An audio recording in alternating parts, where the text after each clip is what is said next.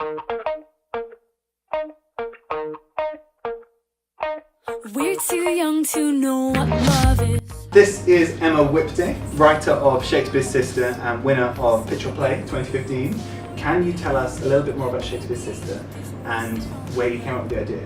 So I was reading Virginia Woolf's A Room of One's Own while I was revising for my undergraduate final exams at Oxford, and I came across this passage where Woolf asks, what if Shakespeare had a sister who was as talented as he was?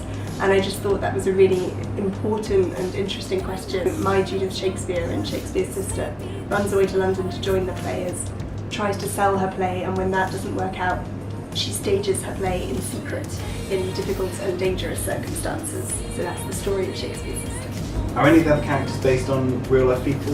They're all taken from real life people. All the characters' names are people who lived in Elizabethan London or Stratford, but all slightly reimagined. And that's actually true of Judith Shakespeare as well, because Virginia Woolf called her Judith, and she's actually, Shakespeare's actual sister was called Joan, so it's a kind of reimagining of a real life person. And I've also, for example, in peopling the brothel and spaces where we maybe know less about the people who lived there, I've taken someone who was a famous Londoner in the 1570s. She was a cross-dressing prostitute called Dorothy Clayton, and I thought she was a really interesting character. So I moved her in time 20 years to the 1590s so she could feature in my play. What was it about Masterclass's Pitch or Play opportunity that made you decide I want to apply? Well, it was all hugely attractive, to be honest. So Asia Osborne, who ended up being the director of the staged reading, she saw the announcement before I did and dropped me an email and said, why don't we go for this? I think it was partly the fact that I could apply with a team of people who I really wanted to work with. That was really exciting, so kind of choosing my own collaborators. Also, obviously, the opportunity to work at the Theatre Royal Haymarket, to have the support of the Masterclass team, to sort of learn how a production like this works, and the chance to see my work on the Haymarket stage were all hugely attractive. It's been absolutely transformative in terms of my playwriting career.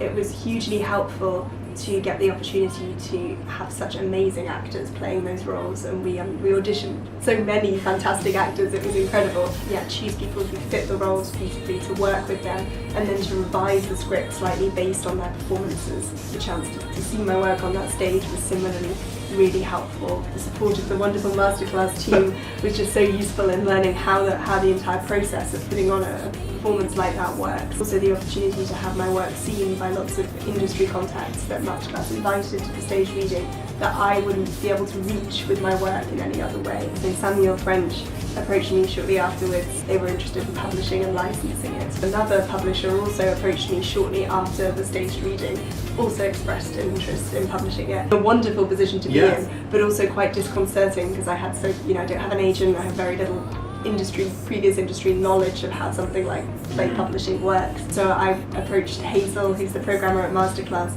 and she was incredibly helpful and supportive in talking me through the process, giving me a sense of the kinds of things I should bear in mind when making my decision. So Samuel French published and licensed my play. They did indeed, and we have it here. You are a official published playwright. Thank you. Yes, it's How very does that exciting. feel? It feels, it just feels amazing. It was a dream, and I didn't think it would happen. Certainly didn't think it would happen at this point in my career. So it's been tremendously exciting.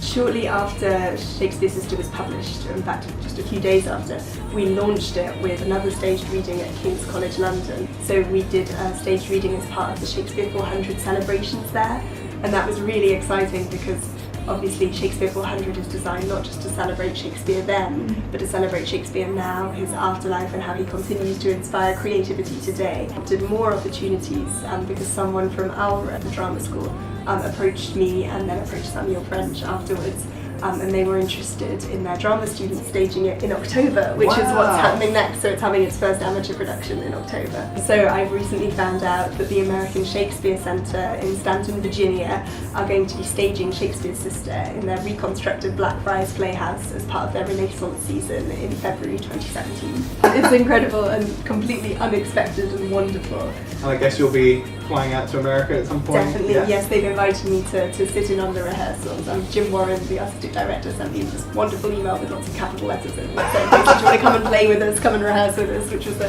fabulous invitation, so I'll be there for that. This has all happened, so all as a Here we are. direct result of the stage reading last year.